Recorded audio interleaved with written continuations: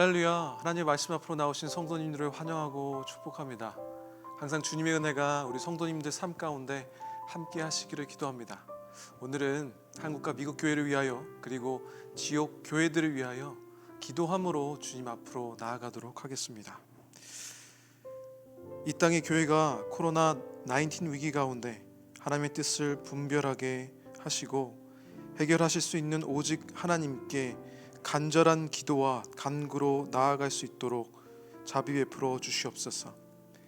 교회에 모여 예배하지 못하는 미국과 한국교회 사태들을 빠르게 마무리되게 하시고 영적인 광야가 이 가운데 세우신 교회를 향한 하나님의 뜻을 깨닫게 하시어 모든 예수님의 교회들을 새롭게 하시옵소서.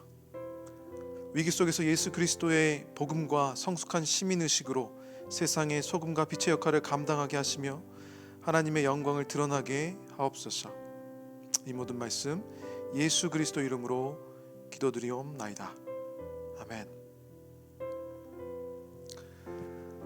오늘부터는 각 요일별로 말씀을 전해주시는 목사님들께서 이전에 새벽기도 때 나누었던 성경 본문을 가지고 말씀을 전하게 됩니다. 저는 월요일날 이 시간에 빌립보서 말씀을 가지고 여러분들과 함께 하나님 말씀을 나누게 됩니다. 바로 웃기는 요일별로 다른 말씀으로 진행되는 이 새벽 말씀 앞으로 계속해서 나오셔서 하나님께서 부어주시는 풍성한 은혜가 여러분들 삶 가운데 함께 하시기를 축복합니다. 오늘 주님께서 우리에게 허락하신 말씀 같이 보도록 하겠습니다.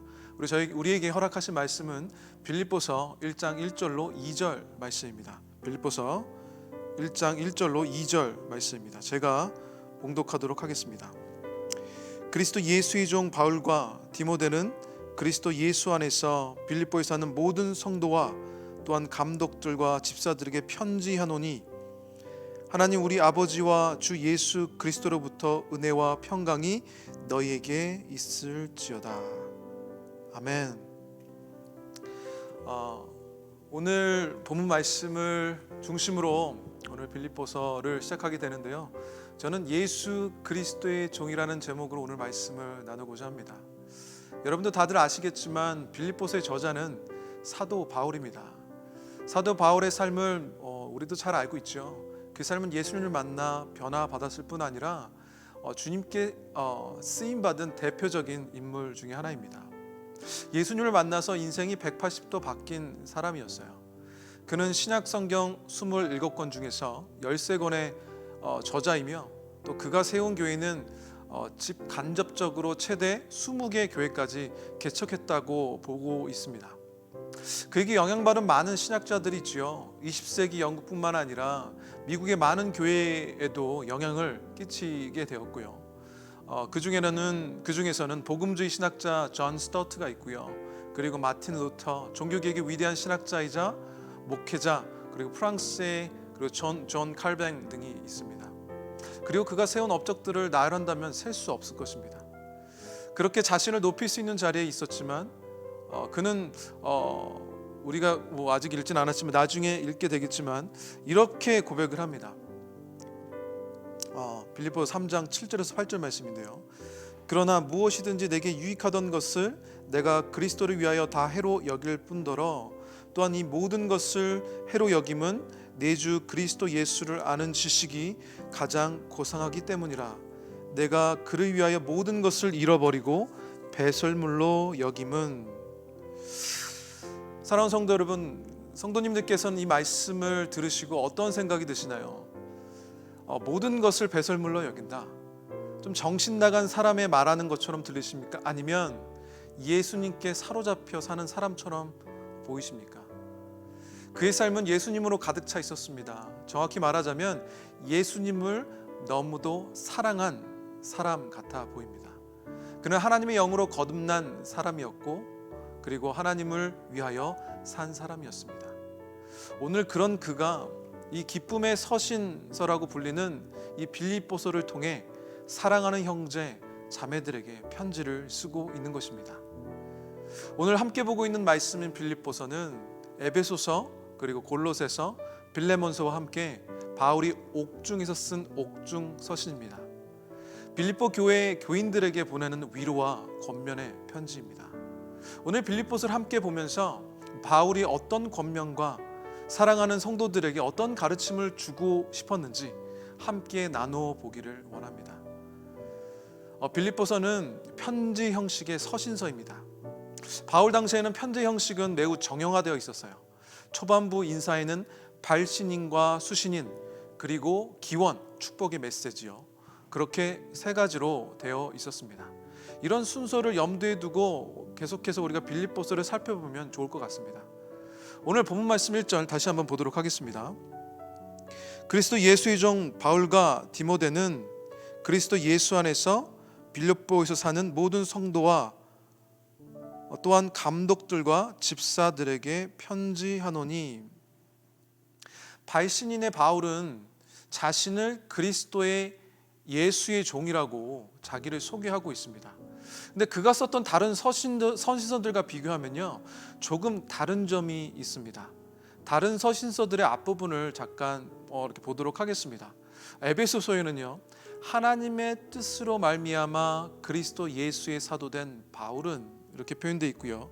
고린도 전서를 보게 되면 하나님의 뜻을 따라 그리스도 예수의 사도로 부르심 받은 바울이라고 표현되어 있습니다. 그리고 골로새서를 보면 하나님의 뜻으로 말미암아 그리스도 예수의 사도된 바울이라고 자기를 소개하고 있습니다. 그렇다면 왜 다른 서신서에는 자신을 사도라고 표현하고 있는데 여기 빌립보에서만 그냥 종이라고 표현했을까요? 단순합니다. 사도라고 말할 필요가 없었기 때문이에요. 사도는 하나님께 부르심받은 하나님 나라와 예수 그리스도를 증거하는, 복음을 증거하는 하나님이 인정하신 권위의 사람을 말합니다. 특별히 이 사도를 만족해야 하는 세 가지 조건이 있는데요. 첫 번째는 보내심 받은 자, 두 번째 부활하신 예수님을 목도한 자, 그리고 마지막 세 번째 예수님께 가르침 받은 자를 얘기합니다. 그런데 이렇게 이 사도라는 조건을 만족하고 있는 이 바울이 자기 스스로를 사도가 아닌 종이라고 표현한 이유는 무엇이었을까? 그가 전하는 예수 그리스도의 복음이 진정한 진리의 복음이 되기 위해서는 이 바울이 그 입술을 통해서 전했던 그 복음이 진짜가 되기 위해서는 그가 가지고 있는 사도권이 무너지면 안 되기 때문입니다. 여기 빌립보 교회를 제외하고 다른 곳에서는 바울의 사도권에 대한 공격이 있었음을 우리가 알 수 있는데요, 굉장히 심하게 박해를 받았지요. 하지만 이거 빌립보 교회는 그냥 사랑하는 교회였기 때문에 굳이 사도라 칭할 필요가 없었던 것입니다. 여러분들, 여러분이 사랑하는 사람과 부르는, 서로 이렇게 친근하게 부르는 호칭이 있지 않습니까? 여러분도 정말 사랑하는 사람에게 편지를 쓰거나 이메일을 쓸 때를 한번 생각해 보십시오. 혹은 여러분들 핸드폰에 저장되어 있는 그 사람에 대한 호칭이 있지 않습니까? 그처럼 자기가 굉장히 사랑하고 아꼈던 빌립보 교회 교인들이었고 형제 자매들이었기 때문에 자기 스스로를 사도라고 일부러 칭할 필요가 없었던 것입니다. 그저 자기를 그리스도의 종이라고 표현하고 있습니다. 그렇다면 바울은 사랑하는 성도들에게, 사랑하는 교회에게 어떻게 자신을 표현하고 싶었을까요? 어떻게 표현했죠? 그렇습니다. 그리스도 예수의 종이라고 표현하고 있습니다. 이 종에 해당하는 헬라어 둘로이는 문자적으로는 slave, 노예라는 말입니다. 그런데 노예라는 단어로 왜 자신을 표현했는지가 궁금해졌어요. 다른 것들도 많았었을 텐데요. 그냥 선교사라든가 아니면 주님께 보내신 자라든가 그런 게 있었는데 왜 이렇게 종이라고 표현했나? 그저 겸손함의 표현이었을까요? 특별한 이유가 있지 않았을까요? 그 이유가 여기 있습니다. 그 이유가 오늘 하나님께서 우리에게 주시는 하나님의 말씀입니다. 첫 번째입니다. 예수님께서 값을 치르고 우리를 사셨기 때문에 바울은 자기 자신을 종이라 불렀습니다. 바로 예수님이 우리 주인이시라는 겁니다. 고린도전서 7장 22절 23절 보도록 하겠습니다. 고린도전서 7장 22절 23절입니다. 주 안에서 부르심을 받은 자는 종이라도 주께 속한 자유인이요 또 그와 같이 자유인으로 있을 때 부르심을 받은 자는 그리스도의 종이니라. 너희는 값으로 사신 것이니 사람들의 종이 되지 말라. 아멘. 바울 당시에는 노예는 사고 파는 물건이었습니다. 주님이 우리를 값을 치르고 사셨다고 오늘 바울은 고린도전서를 통해서 이야기하고 있죠. 그래서요, 우리 주인이 바뀌었다는 겁니다. 예수님께서 우리를 사셨다는 거예요. 더 이상 사람의 종이 아니라, 우리 자신의 종이 아니라 예수님의 종이 되었다는 겁니다. 우리는 주님께 속한 자들입니다. 주님의 것이에요. 예수님이 우리의 주인 되신다는 것입니다. 할렐루야. 자, 종이라는 단어를 사용한 이유 두 번째 보도록 하겠습니다. 두 번째, 죄에서 해방되었기 때문입니다. 로마서 6장 20절에서 22절 같이 보도록 하겠습니다. 너희가 죄의 종이 되었을 때에는 의에 대하여 자유로웠느니라. 너희가 그때 무슨 열매를 얻었느냐? 이제는 너희가 그 일을 부끄러워하나니 이는 이 마지막이 사망임이라. 그러나 이제는 너희가 죄로부터 해방되었고 하나님께 종이 되어 거룩함에 이르는 열매를 맺었으니 그 마지막은 영생이라. 아멘. 이제 우리가 죄의 종의 자리에서 사망의 자리에 우리가 주님께서 부르심으로 해방되었다는 것입니다. 하나님의 종으로 영생의 자리로 옮겨진 것입니다. 신분의 변화가 생긴 겁니다.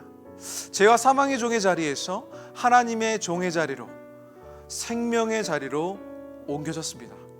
그렇습니다. 예수 그리스도의 종 바울이라는 표현은 억눌렸던 죄에서 해방된 기쁨의 표현입니다. 자기 스스로 극도로 낮춰서 겸손의 표현이 아니라 기쁨의 표현이라는 것입니다. 이런 뜻을 가지고 있다 보니 예수 그리스도의 종이라는 표현은 바울의 자신감의 표현인 것 같습니다.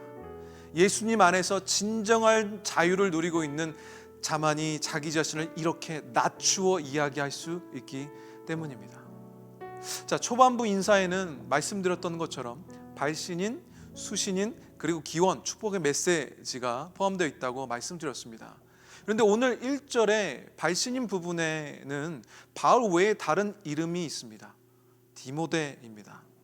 그렇다면 디모데가 이 빌립보서의 공동 저자일까요? 그렇지 않습니다. 바울이 디모데를 포함한 데에는 세 가지 이유가 있는데요. 첫째는 그가 빌립보 교회에 잘 알려진 지도자였으며, 그리고 두 번째, 바울이 디모데를 빌립보 교회에 보낼 계획이 있었기 때문입니다. 그리고 마지막 세 번째, 디모데가 성도들의 모델이 되기를 바랬습니다. 오늘 빌립보서 2장 19절에서 21절 같이 보도록 하겠습니다. 내가 디모데를 속히 너희에게 보내기를 주 안에서 바람은 너희의 사정을 알므로 안위를 받으려 함이니 이는 뜻을 같이하여 너희 사정을 진실히 생각할 자가 이밖에 내게 없음이라. 그들이 다 자기 일을 구하고 그리스도 예수의 일을 구하지 아니하되. 자, 디모데가 어떤 사람이라고 바울은 이야기하고 있습니까? 다른 사람의 안위를 진실히 생각하는 자. 사랑하는 성도 여러분, 이런 자세야말로 우리 모든 그리스도인이 가져야 할 자세가 아닐까요? 그런데 이 편지의 수신자는 누구입니까? 성도, 즉 거룩한 하나님을 섬기기 위해 구별한 백성, 즉 교회를 가리킵니다. 맞습니다. 우리 교회가 가져야 할 자세라는 것입니다. 남을 배려하고 남의 안위를 먼저 생각하는 마음, 그것이 바로 사랑입니다. 사랑하는 성도 여러분, 우리 삶 가운데 함께 하시는 주님이 우리에게 보여주신 사랑은 어떤 사랑이었습니까? 예수님 자신만 생각한 사랑이 아니라 오늘 디모데가 예수님을 믿는 믿음으로 거듭나서 그 빌립보 교인들에게 보여줬던 그 모습, 바로 겸손의 자세로 예수님을 높이며 예수님처럼 다른 사람을 먼저 생각하는 마음이었습니다. 저는 이 겸손의 마음, 그리고 남을 더욱더 생각하며 높이는 이 자세를 정말 사모합니다. 다른 사람의 필요를 보고 그 필요를 채우는 것, 그것이 우리가 추구해야 할 예수님의 사랑인 것입니다. 바울은 하나님께서 보내셔서 빌립보 교회의 설립자로, 리더로, 양육자로 보내셨습니다. 우리는 바울을 따라 예수 그리스도의 종이 되어야 합니다. 예수님의 종으로 남을 사랑하는 삶을 살아야 한다는 것입니다. 나를 지우고 다른 사람을 먼저 생각해야 합니다. 그런데요, 우리가 다 알고 있는데 이렇게 살기 쉽지 않을 것 같습니다. 여러분들 그렇게 살고 계십니까? 아무리 노력해도 우리는 할 수 없을 것 같습니다. 그렇게 해야 된다 생각하여 목사님들이 이런 말씀이 선포되어질 때마다 아멘 아멘 화답하지만 뒤돌아서면 우리가 그렇게 하지 못하는 우리의 모습들을 보게 되죠. 어쩌면 우리가 사랑하는 가족들은 가능할지도 모르겠습니다. 그렇게 우리는 연약합니다. 함께 예수님을 섬기는 옆에 있는 사람도 품지 못하고 사랑하지 못하는 그런 존재입니다. 그래서 바울은 우리에게 이렇게 축복하고 있습니다. 우리 2절 말씀 보도록 하겠습니다. 하나님 우리 아버지와 주 예수 그리스도로부터 은혜와 평강이 너희에게 있을지어다. 아멘. 무슨 의미일까요? 어떤 축복일까요? 우리 주님께서 우리와 함께 하시기 때문에 우리의 힘 되어 주시기 때문에 우리는 할 수 있다는 축복의 말씀인 것입니다. 사랑할 수 있도록 우리를 먼저 사랑해 주신다고 주님께서 말씀하시고 계시는 거예요. 우리에게 사랑이 무엇인지 알게 해주시겠다는 것입니다. 우리를 사랑할 수 있도록 그분의 영으로 충만하게 채워주신다는 약속인 것입니다. 그래서 우리가 예수님의 종으로 살 수 있게 해주시겠다는 약속입니다. 주님께서 이미 그 선한 일을 우리 삶 가운데 시작하셨음을 믿습니다. 사랑하는 성도 여러분, 오늘 바울의 이 고백처럼 여러분들 또한 예수 그리스도의 종으로 그 삶을 사시는 오늘 하루 되시기를 간절히 축복합니다. 예수님께서 그분의 십자가에서 행하신 그 한량없는 은혜와 그 사랑으로 여러분들을 사셔서 이제 여러분들의 주인이 여러분 자신이 아니라 예수님이심을 우리에게 드러내셨습니다. 그렇게 여러분들이 그 깨달음을 가지시고 예수님의 종으로 그리고 예수님을 섬기심으로 다른 이들을 나보다 더 높게 생각하시고 사랑하시는 하루, 예수 그리스도의 종으로 사시는 오늘 하루 되시기를 간절히 축복합니다. 기도하시겠습니다. 사랑하는 주님 감사합니다. 주님께서 우리에게 바울을 통하여 주님으로 변화된 그 삶을 통하여 우리에게 우리의 마음과 생각을 깨우시는 줄 믿사오니 이제 우리가 나 자신을 위해 사는 것이 아니라 이제 우리의 삶의 주인인 예수님을 따라 예수님을 위하여 사는 인생들 되었음을 우리가 깨닫고 아버지 하나님 나보다 다른 이를 바라보며 다른 이들을 사랑할 수 있는 존재로 살게 하셨음을 믿게 하시고 또한 알게 해주심에 감사 영광 올려드립니다. 주님 그렇게 살 수 있는 자로 불러주심에 감사합니다. 그렇게 살 수 있도록 주님의 그 사랑을 알게 해주심에 감사합니다. 우리를 주님의 영으로 가득 채워주셔서 이제 내 힘이 아닌 주님의 힘으로 살 수 있는 예수님의 사람으로 아버지 하나님 불러주심에 감사합니다. 이제 그렇게 살겠습니다. 오늘 결단하며 나아가는 주님의 백성들 가운데 함께하여 주시옵고 그들의 삶을 인도하여 주시옵고 그들이 온전히 그 삶을 통하여 주님께 영광 올려드리는 하루 되게 하여 주시옵소서. 엎드려 기도하는 자들마다 아픈 자들에겐 치유를 허락하시고 회복이 필요한 자들에겐 회복을 허락하시고 물질적으로 어려움이 있는 자들에겐 주님 그들에게 여유를 허락하셔서 주님께 그들이 가진 모든 것으로 영광 올려드리는 하루 되게 하여 주시옵소서. 오늘도 우리와 함께 하시는 주님께 모든 영광 올려드리오며 이 모든 말씀 살아계신 우리 주 예수 그리스도 이름으로 기도드리옵나이다. 아멘.